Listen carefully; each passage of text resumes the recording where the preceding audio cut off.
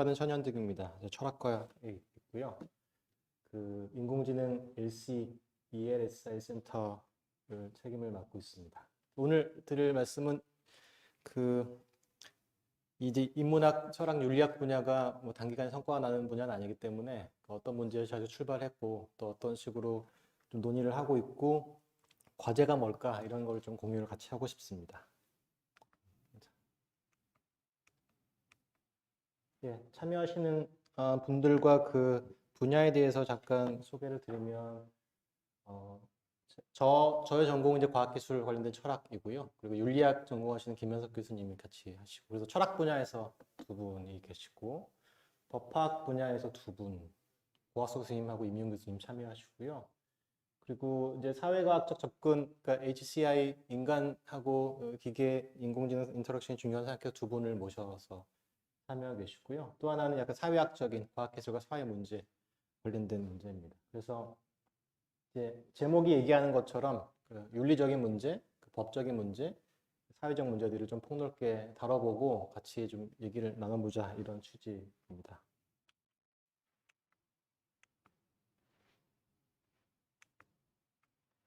예, 그래서 말씀드린 것처럼 이게 단기간에 어떤 성과들이 나오는 건 아니기 때문에 계속 고민되는 지점을 좀 같이 얘기하고 싶은데요. AI 윤리나 AI 가버넌스 정책 관련된 이슈들이 사실은 아까 고학수님 이미 말씀하셔서 제가 비슷한 얘기가 될 것 같긴 한데 좀 이제 철학이나 윤리학 사이드에서 좀 말씀도 드려보면 굉장히 많은 보고서들, 그다음에 백서들 이런 게 나오고 있으면 다 아시겠지만 예. 여기 있는 백서들은 페이퍼들은 이제 뭐 정부에서 나온 것들도 있고요. 그다음에 여기 스탠포드 대학 아까 소개해 주신 거고 그 왼쪽 밑에 있는 거는 다 들어보셨겠지만 그 beneficial AI라고 해서 그 막스 테그마크 뭐 중심으로 해서 사람들이 AI 연구자들이 많이 사실 모여 있습니다. 뭐 윤리학자만 모이는 건 당연히 아니고요. 예. 그 오른쪽에는 IEEE에서 낸 Ethically Aligned Design에 관련된 책입니다.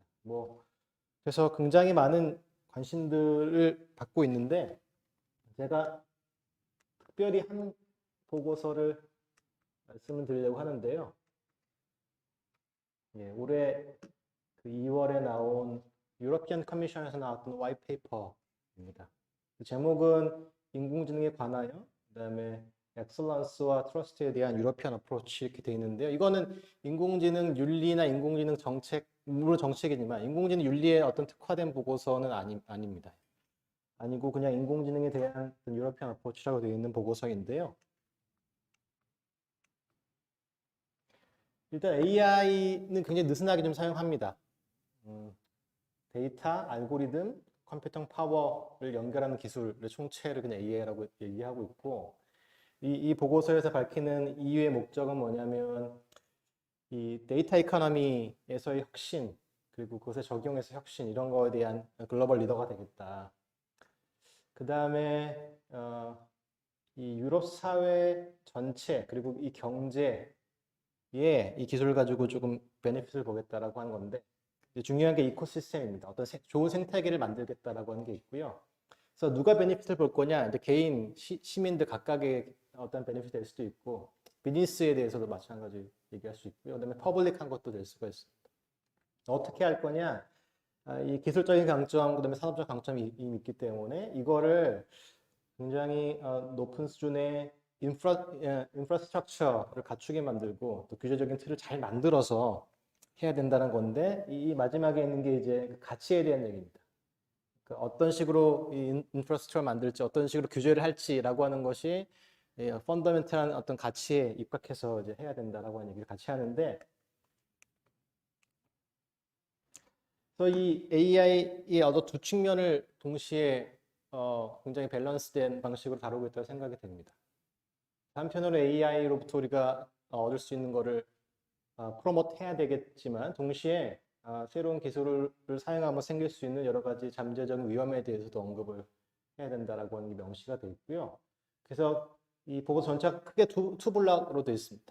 하나는 여기 나와 있는 것처럼 이코시스템의 엑설런스, 그 탁월성에 관한 에코시스템 이렇게 되어 있고요. 또 하나가 트러스트에 대한 에코시스템입니다.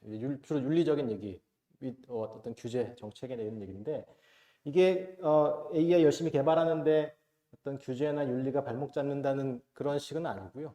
그러니까 잘 형성된 인프라스트럭처와 어떤 시스템, 규제 시스템 하에서 인공지능이 더 잘 발전할 수 있게 돕는 그런 역할을 한다고 생각하기 때문에 이 화이트 페이퍼에 이렇게 절반 정도가 이런 논의로 되어 있습니다.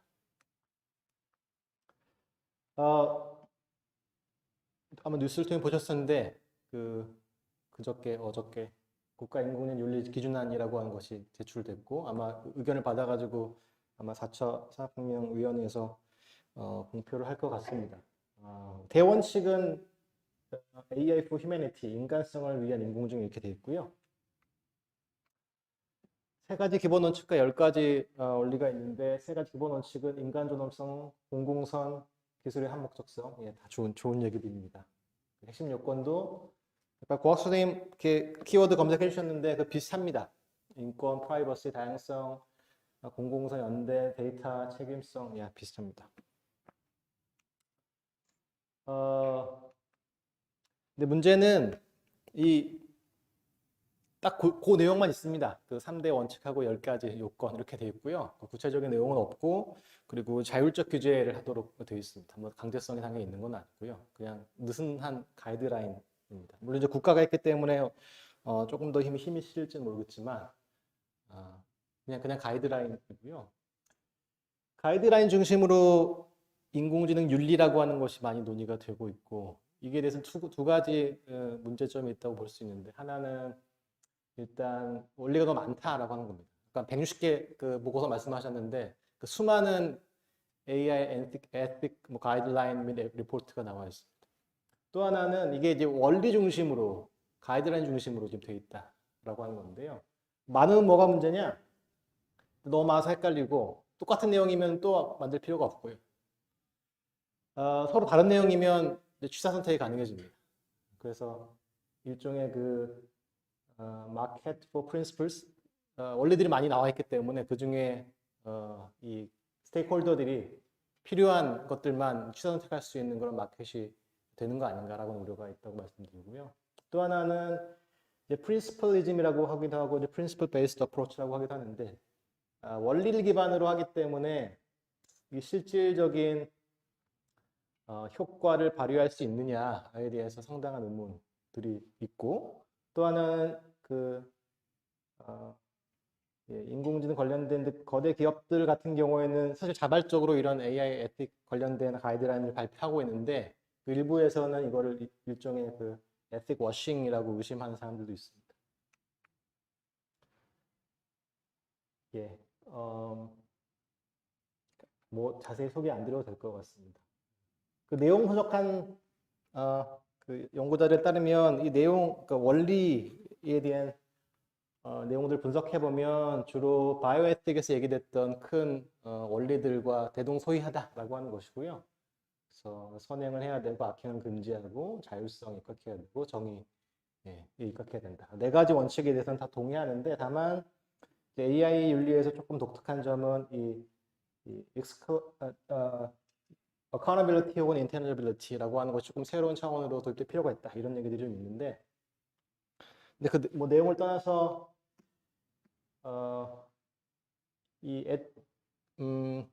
바이오에틱인 경우에는 이렇게 원리 중심으로 돼 있었지만 사실은 그것을 실행할 수 있는 메디컬 커뮤니티의 어떤 놈과 프랙티스가 있었다고 얘기됩니다. 그러니까 이게 의료 집단이라고 하는 것이 일종의 프로페션이기 때문에 가이드라인, 프린시플이 주어지면 그거를 이제 실행할 수 있는 구체적인 메커니즘이 존재해서 실행해서 어떻게 평가되는지가 그다음에 강제할 수 있는지 알 수 있게 되는데요. 근데 당연히 인공지능 개발, 연구, 제작, 활용하는 그런 커뮤니티라고 하는 것이 메디컬 커뮤니티 같지 않아서 동일한 방식으로 원리 중심 접근해서는 당연히 안 될 거라고 생각이 됩니다.